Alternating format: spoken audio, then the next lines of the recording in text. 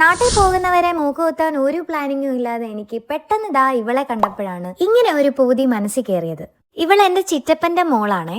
എത്ര പെട്ടെന്നല്ലേ നമ്മുടെ ഓരോ തീരുമാനങ്ങൾ മാറി മറിയുന്നത്. ഈ മുഖം ഒന്ന് ചെറുതായി നോട്ട് ചെയ്ത് വെച്ചോ.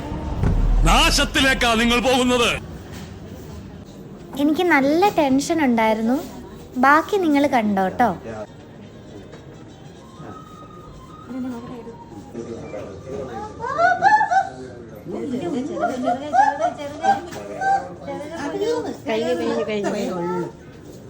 എന്നെ കൊല്ലാതിരിക്കാൻ പറ്റുമോ?